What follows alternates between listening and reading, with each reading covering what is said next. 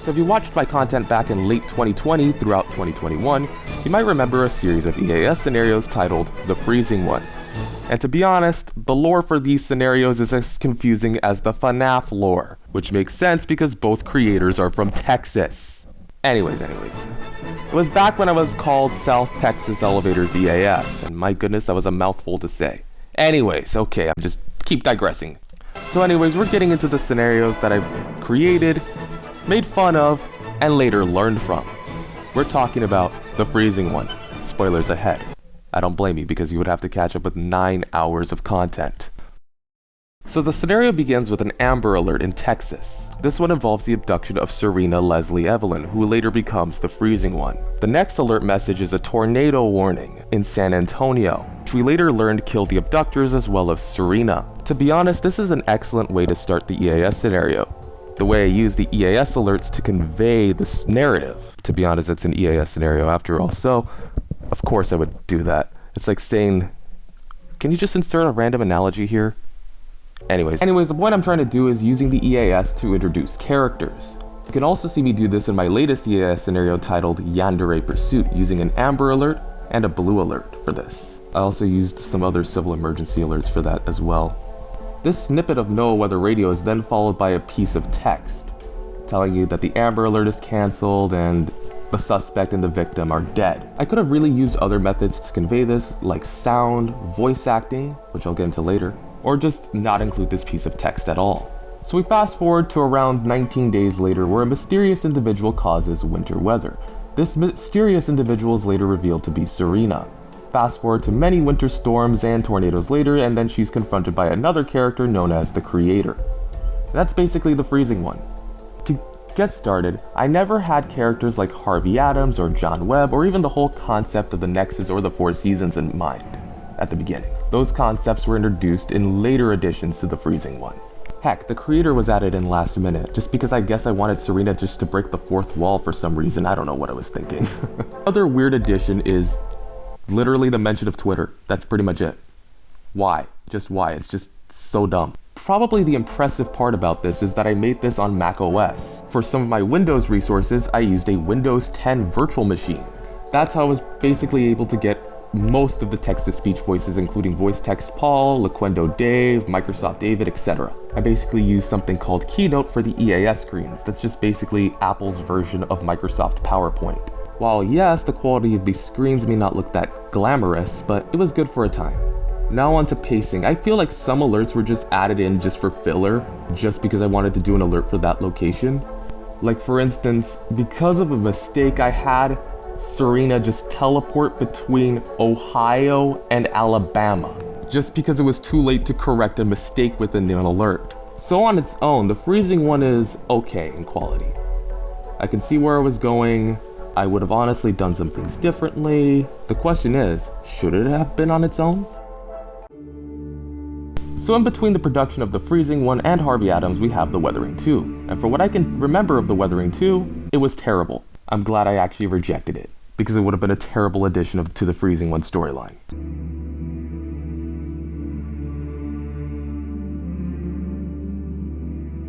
So we begin with Harvey Adams disappearing, then Harvey Adams reappearing, and then Harvey Adams confronting the Creator. Who is this Creator guy? Is he just some deus ex machina? So the execution of this exposition is just some text with colors. And you're basically just told the origin story of Harvey Adams, basically. This is supposed to be like an origin story for Harvey Adams. And now on to the characterization of Harvey Adams. He's just bland. Uninteresting. He only has like 2 lines. Which leads me on to the voice acting. Okay, the voice acting is okay. This is like the first time I've ever featured voice acting in an EAS scenario. Starting off with myself. I really tried out all sorts of accents for some reason. Like I tried a southern accent for one of the officials, and there's this really cringy part where I basically just voiced all the characters in one scene. It ended up sounding cringe. Maybe we can convince him to stop. Many people tried to sway him, and they've gotten themselves killed. Unfortunately, he cannot be considered human. He is a human being. Every life has value. What will our people think? What will the world think? Our country and the world may not see another day. He is too dangerous to be kept alive. We have no choice. Just outright cringe. Probably one of the cringiest scenes in the whole scenario. And you can obviously tell that all the characters in that one scene were voiced by me. It's obvious.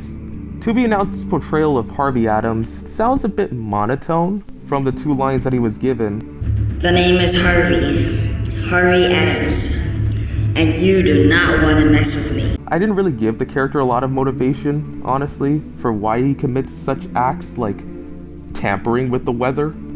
The same problem of me voicing multiple characters in one scene also occurs with To Be Announced when he also voiced the NYPD officer, while I voiced the others. Identify yourself. Why should I? Identify yourself. You can only tell Harvey from the officer apart just by the fact that I added an echo effect to Harvey. Now for the alert part. It's a pretty good interpretation of the console replacement system. It's not a perfect interpretation because I've never experienced CRS. I'm a bit more experienced with BMH than CRS. Now on to story. I don't know if I've done this. I've mentioned that Harvey Adams was kind of bland and uninteresting. What I could have done is maybe introduce the creator at the beginning of the scenario as opposed to the end. Maybe Harvey has a disdain for the creator. Maybe he doesn't like the creator at all. Maybe he has some sort of vendetta against the creator that could be elaborated upon. And if this was elaborated upon and better executed, I could have made Harvey a more interesting character. This would especially pay off in the 4 seasons and manipulated nature. Now I'm going to cover the epilogue. This is where we introduce John Webb, who I honestly think should have been a military general instead of an FBI agent. It doesn't make any sense for the FBI to be chasing down these supernatural individuals. That would be more fitted for the military to do that, honestly. And you can see in this scene John trying to sway Serena to stop with her wintry chaos, in John's words. And then Serena just delivers the line, "It's inevitable," which is recycled from The Weathering 2. I only really recycled that line just to show everyone that Serena's actually there. Now for my final point. Just because Harvey Adams takes place in 2010 and the freezing one takes place in 2020, why wasn't Harvey Adams mentioned in the freezing one? Think about it for a second. We all know the answer is I didn't have Harvey Adams in mind when I was writing the freezing one. Now here's where things get a little bit more sophisticated. The 4 seasons. The 4 seasons goes something like this. Harvey Adams, with the help of Serena Evelyn, kills the creator. Harvey introduces Serena to William, the force of summer, and the love interest to Serena, Amelie, the force of autumn, and also her name is constantly mispronounced by text-to-speech and the voice actors as well, and Seth, the force of spring. Serena and William confess their feelings to each other. John Webb reports to the president, who is, I guess, his best friend. I don't know. The EIN happens, but wait, there's more. The 4 seasons hit Texas. Serena kills a state trooper, then plot twist, the creator is resurrected. The creator tells Harvey that we're not so different. You and I are not so different. And also mentions Miss Radioactive. The 4 seasons then invade the White House and kill the president. I put that in air quotes, by the way. Serena then betrays Harvey, and Harvey joins forces with the creator. And that's the 4 seasons. So the voice acting in this scenario ranges from kind of mid to S tier. We had some okay performances and some legendary performances. Now we're going to start off with the 4 seasons. Harvey's performance is basically the same thing from Harvey Adams. To Be Announced's performance hasn't really changed at all. There could have been a bit more expression, like when Harvey figures out that the creator resurrected. No, it can't be. Serena killed you. I saw it. Mr. Suitcase as William is, well, alright, to be honest. I just wish I could have characterized William a lot better. So, what are we waiting for? Seth Avery's performance, RXYAL, I think. He did sound a bit robotic in some parts, like... This should be fun to watch. And also, he sounded a bit too young for the character's age, which did result in me lowering the pitch of his voice in the sequel. And now for Amelie, actually not bad, honestly. Who knows what is next for Texas? The creator's home state. Like with Seth and Amelie Avery, I wish I could have done more with them. Like give them like a unique backstory or something. Because to be honest, they don't really seem that interesting from the surface. And by far the best performance has to be Blue Pedialyte as Serena. Her performance is just amazing. fantastic. Roses are red, violets are blue. We have a surprise just for you. Let's play a game, Texas. There is one rule to this game. Never celebrate winter without me. Oh wait, you can't. The energy, the charisma. Honestly, an amazing performance. There were lines that I've written down that I thought would absolutely sound like cringe, but actually sound like not cringe. I honestly think that SPC Plainfield did a good job as a president. And for John Webb, I think I played him a little bit too childish in my opinion. I don't know. Now on to what was that other thing? Yeah, realism. I think I included the actual Dazdeck voice in this one, which was a good addition. EMNet for some reason. And here's just my advice on EMNet nowadays. Don't put it in an EAS scenario. It's just wasting time. Because it doesn't provide enough information in that stuff for a logical reason. The scenario would have worked without a scene of EMNet in it. From alerts, you have a diverse selection of different weather warning. Every single kind of weather warning you can think of, except for tropical weather alerts. But that's for another story. That might actually not be a bad idea for an EAS scenario. Who knows how that will go. If you didn't know, some of the alerts are recycled from the Weathering 2, but I just changed some of the information on them, you know, for consistency. I honestly did feel like the betrayal of Harvey Adams, although I had some ways of setting it up, felt kind of forced, honestly. Are the rest of the 4 seasons just going along with what Serena is just telling them? Are they just mindless? And yes, I know, an EAN at the end, but I kind of did that, you know what, I'm not even going to try to justify it. The original Freezing one, I just felt like some locations are just filler. Like I just chose them just because so I can, and there are instances where I try to condense the impact of a storm from multiple states just by using a National Information Center statement. Yeah, I did that, just to try and shorten the runtime. A few things I would have done differently, yes. I would have made John Webb a military general instead of an FBI agent, it just makes more sense. I would also further emphasize his friendship with the president, that they're like best friends or something, like maybe John actually calls the president by his first name, like maybe let's say the president's first name is, I don't know, like David, for instance. That's just an example. That's not canon, that's just an example. I don't know, you can just call the president, I don't know, like Martin or Brandon. It could have been out of John's respect for his friend or something, so why he refers to him as Mr. President. But to be honest, it would be a bit more plausible if John referred to the president by his first name if they were really like best friends. Another thing is I would replace Major Hill with someone like, I don't know, like Serena's mother. That would have honestly made the scene a little bit more impactful, honestly. And from later context, specifically with the Lost Storms anthology, I later revealed that Serena's mother is actually the sheriff of Davidson County. Yes, that Davidson County that's screamed by, you know what, let's just not talk about him. Maybe further emphasize Serena's manipulation over the other 4 seasons. Like the way she might even threaten them in some cases. Kind of the way that Violet does with George in Yandere Pursuit. Did I just realize I executed some of this stuff better in Yandere Pursuit? Oh my goodness, I did. I'd also like to further set up the betrayal of Harvey Adams. Like, maybe he becomes disillusioned with the 4 seasons in some instances. Like, maybe like a second thought of Harvey going like, maybe the creator was right. Before we move on to the final part of the trilogy, I would like to briefly talk about the Lost Storms.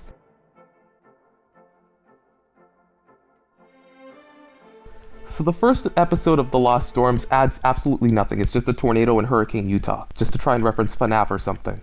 The next 2 episodes provide a bit more context to what happens in the original Freezing one and the Freezing one Manipulated Nature respectively. The second episode gets into details about a microburst in Rockford, while the third episode adds a bit more context to the Amber Alert that started it all, including a severe thunderstorm warning that extends all the way to Round Rock to, I guess, Laredo. I even included WXK-26 in it. But then again, it's a part of the failed Purple Angel ARG, which I tried so hard to do. The ARG wasn't that interesting, guys. Anyways, we're moving on to Manipulated Nature. Manipulated Nature begins with 3 weather events across 3 of the largest US cities. In other words, the KWOs. Get it? Because KWO 35, 37, and 39. Anyways, the alerts involve a mysterious individual wearing a black cloak with glowing purple eyes. It's the Purple Angel. I'm just kidding. It's actually the 4 seasons. In this scenario, we're introduced to Howard Adams, the brother of Harvey Adams. Both John and Howard confront Serena, where Serena reveals that she killed Harvey Adams. Harvey and the Creator discuss their plans. William confronts the Creator, and it's revealed that William has thunder powers. To be honest, I have no idea what I was doing with this scenario. Harvey and the Creator confront the Four Seasons again. John gets killed by Serena. Serena basically just ends the world, and the Creator and Harvey just come out and just... What's this? The screen just goes white. Oh my goodness, it just really sounds like a mess. Starting off with the voice acting, it got better. Serena's performance got better, honestly. Ended up pitching down voices like for Howard Adams and Seth Avery. C. Plainfield reprised his role, which I was supposed to imply that the president died. However, I can just safely say that maybe the president survived Serena's attack. I don't know. It's just, there's some really fine performances. I really like Smyrna's performance as the WBAP reporter, aka Paul Parker, which is this universe's equivalent to Brad Barton. I like the emphasis he puts on tornado emergency.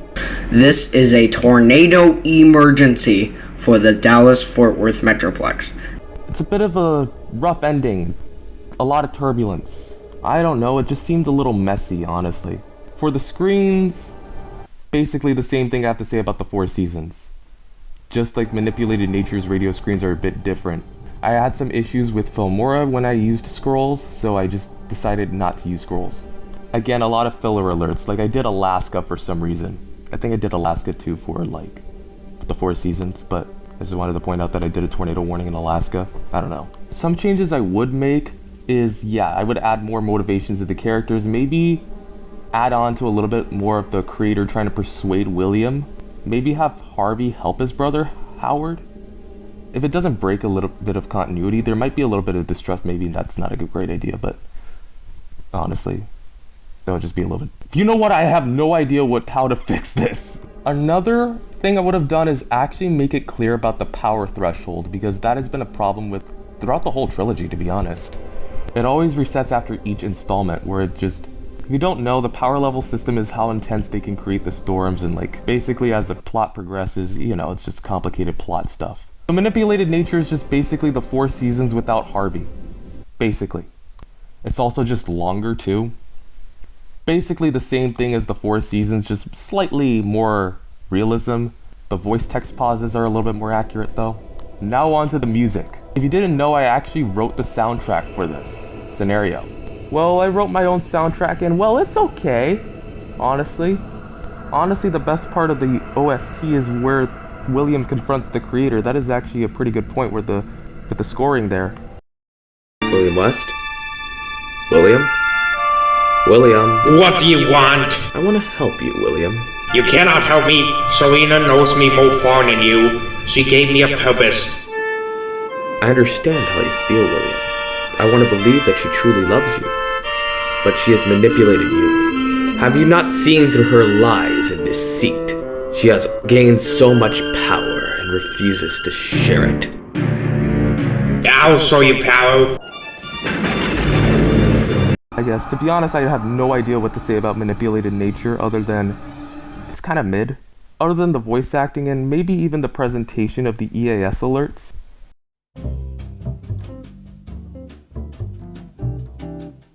I believe everyone just forgot about it after I concluded the freezing one. It wasn't as prominent as something like, I don't know, Radioactive Queen. It was just some random idea that I had that I decided to make into an EAS scenario, basically. Well, a series of EAS scenarios. Yes, there are times where I basically just made fun of the freezing one. Well, there have been times where I've just kind of decided to acknowledge it, I guess. I don't know. Like for instance, during the Radioactive Girl 00 birthday special, I came up with the idea of the Four Seasons teaming up with Miss Radioactive. That would have been an interesting crossover, honestly. Heck, even in Yandere Pursuit, I even referenced the freezing one a little towards the end. Just by mentioning the name Serena. Nothing big, just a little name drop. Now for one question, will I reboot the freezing one? No, because that will take too long. And I have a life. There have been times where I felt like I wanted to correct the story. Like for The Lost Storms, for instance. It does an okay job, but there's just some parts of the story that just cannot be fixed and where I have to really start over. I'm grateful that I made the freezing one because honestly, I've learned from it. It was a bit of a lesson on storytelling and some of the mistakes you can make during storytelling, which actually did serve me when I went on to create Yandere Pursuit, which could be like me saying that I react to Yandere ASMR roleplays, but I also like doing EAS related videos, and I decided to put the two together. And, well, I decided to make an EAS scenario about Yanderes. And that ended up actually being a good foundation for the audio drama, Yandere Pursuit. I highly recommend y'all check it out, honestly. It's really good. In conclusion, I'm thankful I made the freezing one, because I got to learn from it. I am Gateway Star, and remember, you can learn from your mistakes.